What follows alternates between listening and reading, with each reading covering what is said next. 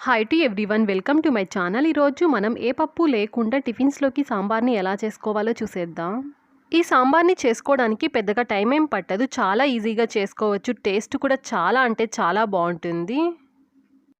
ఈ సాంబార్ని తయారు చేయడానికి ముందుగా స్టవ్ ఆన్ చేసి స్టవ్ మీద ఏదైనా ఒక కడాయిని పెట్టుకొని ఇందులోకి 3 టేబుల్ స్పూన్ల వరకు ఆయిల్ని వేసుకోండి. ఆయిల్ కాస్త హీట్ అయిన తరువాత అర టీ స్పూన్ వరకు ఆవాలు, 1 టేబుల్ స్పూన్ వరకు మినప్పప్పుని వేసుకోండి. తరువాత అర టీ స్పూన్ వరకు జీలకర్రని వేసుకొని 2 పచ్చిమిరపకాయలని వేసుకోండి. ఒక మీడియం సైజ్ ఉల్లిపాయని ఇలాగ పెద్ద ముక్కలుగా కట్ చేసుకొని వేసుకోండి. తరువాత ఒక రెమ్మ కరివేపాకుని వేసుకొని కొద్దిగా ఇంగువని వేసుకోండి. ఈ ఉల్లిపాయలో ఉండే పచ్చి వాసన పోయి ఉల్లిపాయలు మనకి కాస్త సాఫ్ట్గా అయ్యేంత వరకు ఆయిల్లో ఫ్రై చేసుకోండి. సాంబార్కి ఉల్లిపాయల్ని మరీ సన్నగా కట్ చేసుకుంటే అంత బాగుండదు, అందుకనేసి ఇలాగా కొంచెం పెద్ద సైజులో కట్ చేసుకొని వేసుకోండి. ఉల్లిపాయల్ని ఈ విధంగా కొంచెం సాఫ్ట్గా అయ్యేంత వరకు ఫ్రై చేసేసుకున్న తరువాత మీడియం సైజ్ 2 టమోటాలని ఇలాగ పెద్ద ముక్కలుగా కట్ చేసుకొని వేసుకోండి.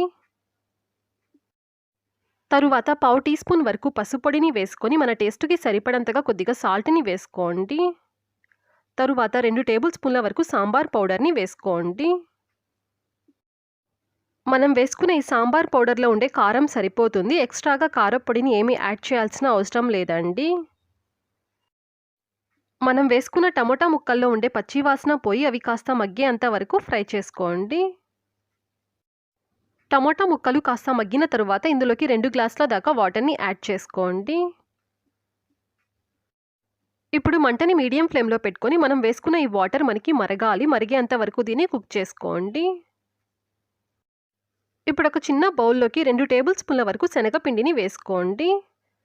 ఈ శనగపిండిలోకి కొద్దిగా వాటర్ని యాడ్ చేసుకొని స్పూన్తో దీన్ని బాగా మిక్స్ చేసుకోండి. లమ్స్ ఏమీ లేకుండా దీన్ని బాగా కలుపుకోవాలి. ఇదిగో చూడండి, ఈ విధంగా బాగా కలుపుకున్న తరువాత దీన్ని పక్కన పెట్టుకోండి. మనం వేసుకున్న వాటర్ ఈ విధంగా బాగా మరుగుతూ ఉన్నప్పుడు మనం ముందుగా కలిపి పెట్టుకున్న శనగపిండి వాటర్ని స్పూన్తో ఒకసారి బాగా కలుపుకున్న తరువాత ఇందులోకి వేసుకోండి. ఇప్పుడు గరిటెతో ఒకసారి దీనంతా బాగా కలుపుకోండి. ఇందులోకి కొద్దిగా కొత్తిమీరని వేసుకొని మంటని లో ఫ్లేమ్లో పెట్టుకొని 3 నుంచి 4 నిమిషాల పాటు దీన్ని కుక్ చేసుకోండి. 3 నుంచి 4 నిమిషాల పాటు కుక్ చేసుకున్న తరువాత స్టవ్ని ఆఫ్ చేసేసుకోండి. అంతే అండి, ఇక్కడ మనకి సాంబార్ రెడీ అయిపోయింది. పప్పు లేకుండానే ఈ విధంగా మనం సాంబార్ని ఈజీగా చేసుకోవచ్చు. టేస్ట్ కూడా సూపర్గా ఉంటుంది. తప్పకుండా ట్రై చేసి చూడండి. ఈ వీడియో నచ్చితే లైక్ చేయండి, షేర్ చేయండి, సబ్స్క్రైబ్ చేయండి. ఫర్దర్ వీడియోస్ కోసం పక్కనున్న బెల్ ఐకాన్ని క్లిక్ చేయండి. Thanks for watching.